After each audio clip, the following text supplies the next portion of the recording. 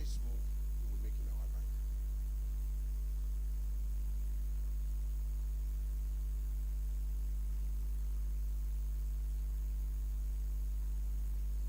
Anything God does in your life, mark it and write it down. If you want to see more of the act of God, don't cover the smallest door. That somebody gave you 10 naira is enough to give thanks. I was in need. Somebody gave me this. Is enough to thank him. If you don't thank him for 10 naira that they gave you, he will never allow any person to give you 100 naira. There are many of us that have gone to school miraculously that God sponsors us through school. You know, many people will even finish. They won't open their mouth one day to say, I thank God that God made way for me this way. That they will. And that's why most of the time, doors are closed against miracle. People who should help you turn against you. Doors that should close for you, close.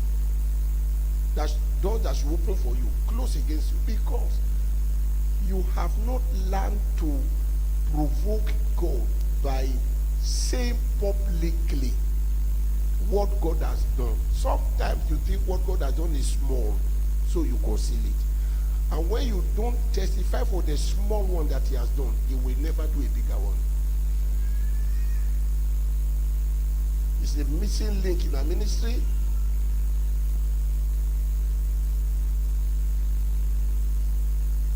And it's a weakness that all of us must change from. It's a weakness. It's a weakness.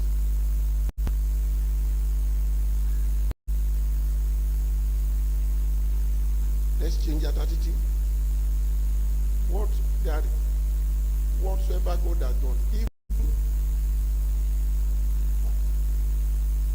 imagine, look at his testimony also. There are many things that God does in our life. He closes the door for miracle.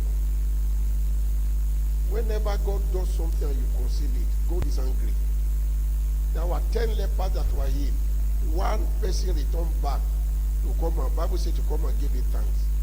God said, Jesus said, where are the remaining 9? That means that he wants them to come and he said, where are the remaining 9? As it were, God is saying, I am still expecting them. The lepers were healed. Only the one that came after he has come to give him thanks, the Bible says God made him whole. The others were not made whole, but they were healed. There is a difference between to be healed and to be made whole.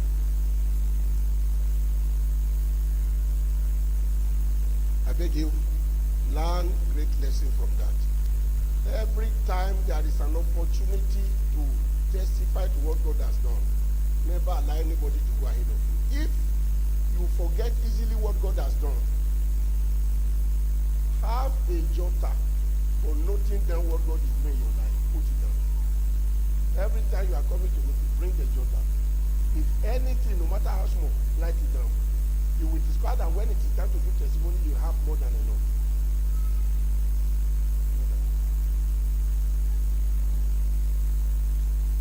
Now, this convention tailors towards our convention. That's why we call it our pre-convention vigil.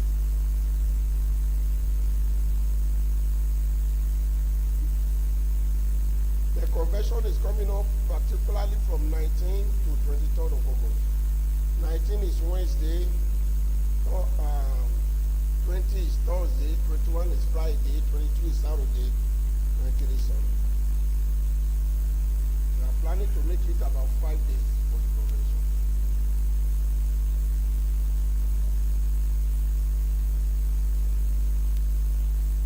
We have prayed for the convention. And I want to thank all of you who joined in the 31 days fasting and prayer. We pray for ourselves and we pray for the convention. We are still going to pray.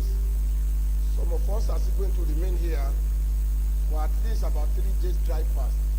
From Monday to Thursday again for the convention. We'll be here.